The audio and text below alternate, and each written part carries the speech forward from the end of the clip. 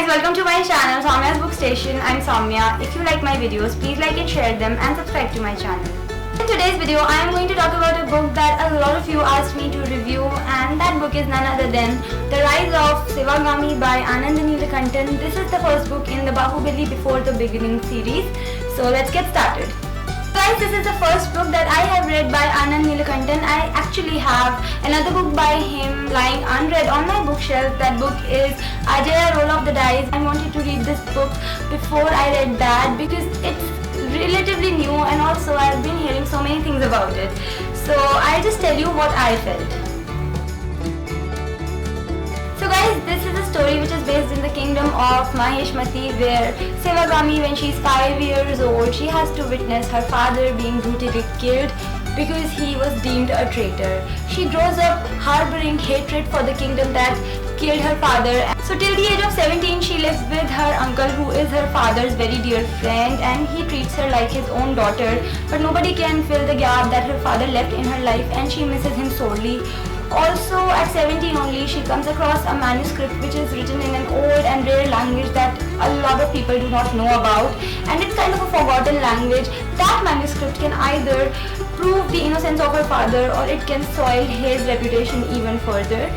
So Sivagami decides that she is going to uncover the secret that lies in the manuscript, and she is going to prove her father's innocence, and also she vows to destroy the kingdom of Maheshmati. Although the name of the book is The Rise of Sivagami, but you can expect a lot of other stories in this book itself, because there are so many characters in this book and each of them has their own story. A lot of other things are happening. Apart from Sivagami's vow of revenge, there are so many other people who want to see the fall of the kingdom of Maheshmati, and this is something that has to happen, because if a kingdom is flourishing, it is not possible that it is not going to have enemies. So there are a lot of people sitting inside the kingdom who want to bring its fall, and also who are aiming for powerful positions. This is a book where you get the feel of rebellion, revenge, corruption. There are some good people, there are some bad people, there are people who have learned to exist by finding a middle ground between good and bad because they are practical.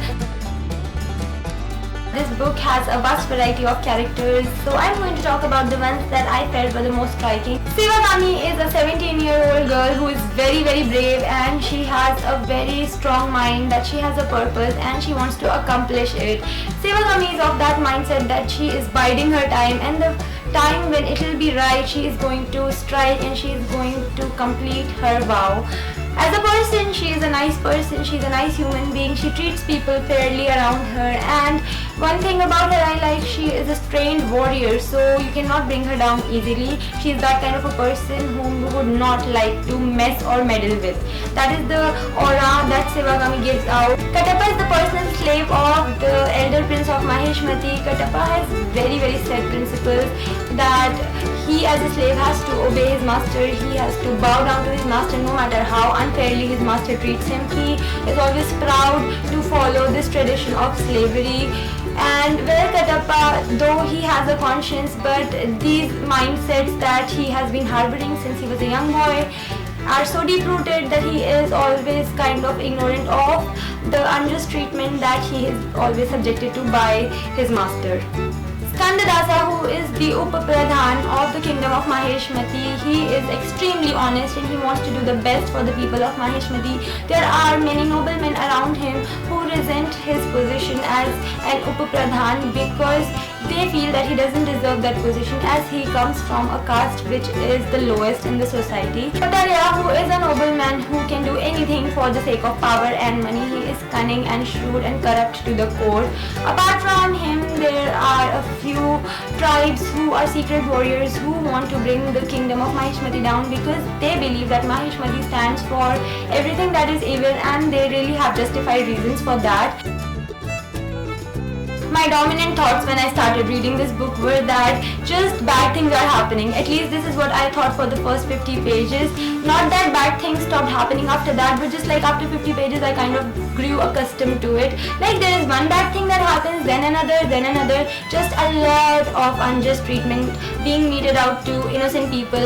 people are being taken advantage of, poor are being ill-treated. So there is a lot of that in this story, and a lot of foul language being used by the characters to address women, to talk about women. So that is what you get to read in this book. And to me, somehow the feel was similar to that of Game of Thrones. I'm not saying that the story is similar in any way, not at all, but the fact that a flourishing kingdom is there are a lot of enemies outside and inside the kingdom. There are people who are trying to do anything that they can for power. There are people who are trying to be good and they're failing, or maybe they're succeeding. So that was the kind of similar dynamic that the story had, which I could feel it was kind of similar to that of A Song of Ice and Fire series, though I am not comparing the two stories. As for the story, guys, the story is such that it does have a grip on the reader, and the writing style is such that you want to turn the page. So all in all, this is a page turner, and this is a book that you want to keep on reading. I want to pick up the next book whenever it comes out, because this book has left a sufficient intrigue in my mind as to what is going to happen further along the story. I'm quite confused as to whether to give this book 3 or 4 or maybe 3.5 stars. I'm not sure about it, but I think I have made my opinion about this book on an overall basis pretty clear. If you want to get your hands on this book, then I'll leave the link in the description box for you to do so. That was it for my today's video, guys. I hope you enjoyed watching it. If you want to connect with me on my social media, then the links are in the description box. I'll be back with my next video super soon. Bye!